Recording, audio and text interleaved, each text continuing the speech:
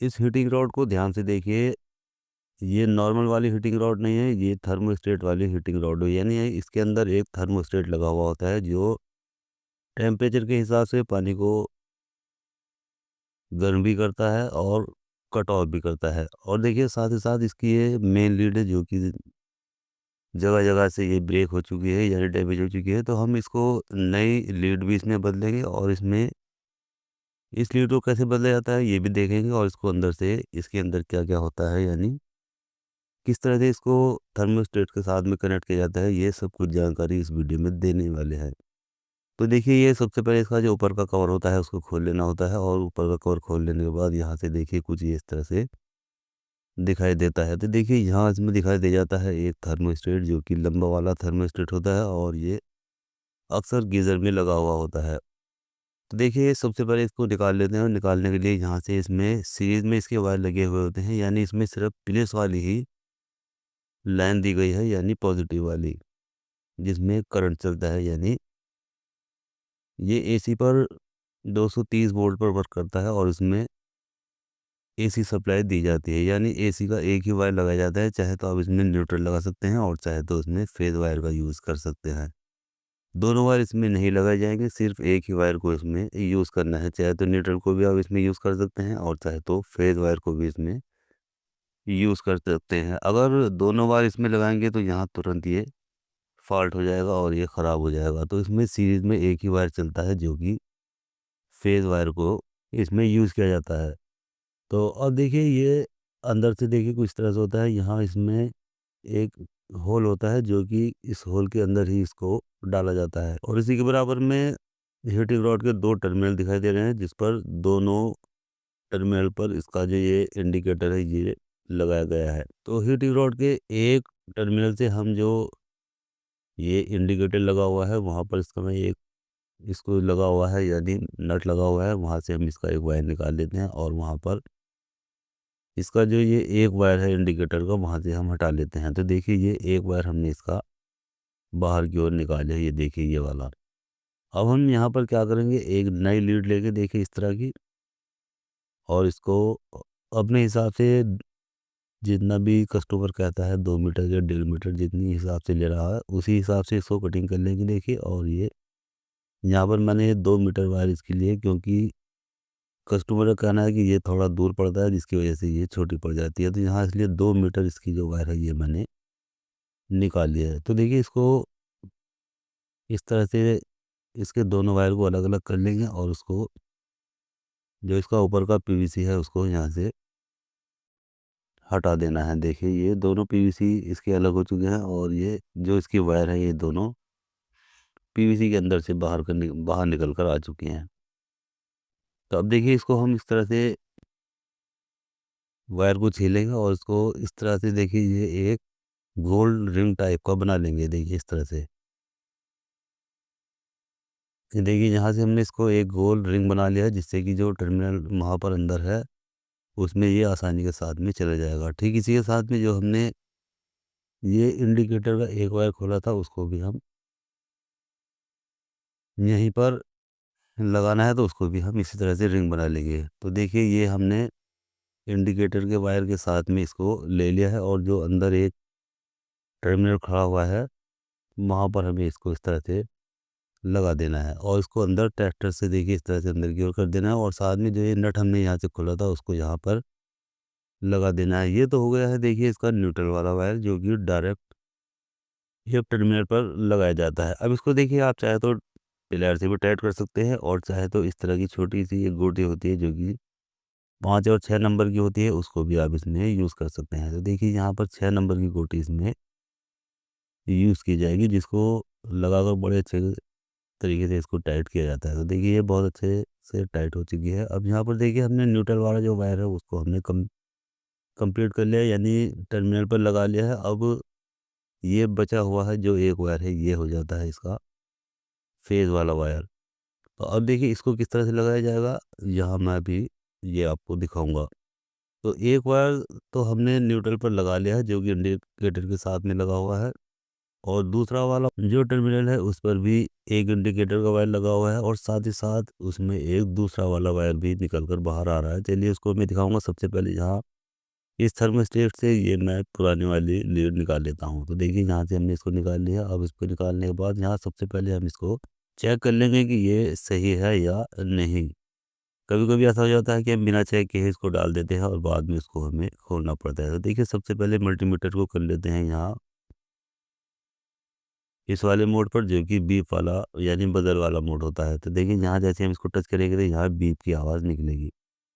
अब ठीक इसी तरह से इसके ये दो पार्ट होते हैं थर्मोस्टेट के, उसमें हम एक तरफ एक लीड लगाएंगे और एक तरफ दूसरी वाली। तो यहाँ देखिए इसमें बीप की आवाज़ आनी चाहिए। अगर बीप की आवाज़ आएगी तो समझ लीजिए कि ये थर्मोस्टेट बिल्कुल ओके है। तो देखिए यहाँ इसमें बीप की आवाज़ आ रही है और ये थर्मोस्टेट बिल्कुल ओके है। अब देखिए जो इसमें होल है यहाँ पर, इस होल के अंदर हमें इसे डाल देना है और जो इसका इंडिकेटर है उसको एक साइड में कर देना है। तो देखिए यहाँ पर हमने इसको इस होल के अंदर यहाँ डाल दिया है। अब देखिए इसको सेट करने के बाद देखिए ये वाला वो वायर है जो दूसरी वाली टर्मिनल पर लगा हुआ है इंडिकेटर के साथ में, यानी एक लेग पर तो हमने एक न्यूट्रल का वायर लगा दिया है और दूसरी वाली लेग पर देखिए ये वाला वायर है। तो हम यहाँ पर क्या करेंगे, देखिए इसे सीरीज में सप्लाई देंगे। यहाँ से हम जो इस मेन लीड का एक वायर है यहाँ पर देंगे और ये दूसरा जो वाला वायर है ये दूसरी साइड लगाएंगे। तो इसमें ये कनेक्शन इसके सीरीज में हो जाएंगे, यानी हमें सिर्फ इसमें एक ही वायर यूज़ करना है। देखिए ये हमें वायर को यहाँ लगा देना है देखिए इस साइड में, और दूसरी साइड जब ये सप्लाई दूसरी तरफ जाएगी तो ये इसी के ज़रिए निकलती हुई इस दूसरी वाली लैब पर जाएगी, जो कि दूसरा वाला टर्मिनल है। देखिए चलिए मैं इसको अंदर से दिखा देता हूँ थोड़ी लाइट जलाकर। तो यहाँ देखिए ये वाला जो वायर है ये इस पर इसकी सप्लाई चली जाएगी, यानी दूसरी वाली लैब पर। एक वायर पर एक लैब पर देखिए हमने इसका न्यूट्रल लगा रखा है और दूसरी वाली लैब पर ये काली वाली वायर निकल कर आ रही है।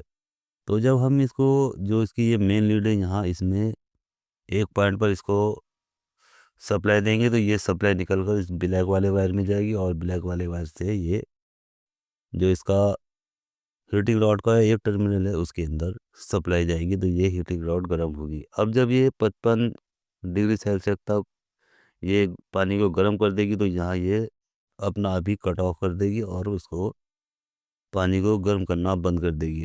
और जब पानी धीरे धीरे ठंडा होता जाएगा और ये 25 डिग्री सेल्सियस तक आ जाएगा तो ये तुरंत इसको ऑन कर देगी और इसको पानी गर्म करने के लिए ये चालू कर देगी, जिससे कि पानी फिर गर्म होता चला जाएगा।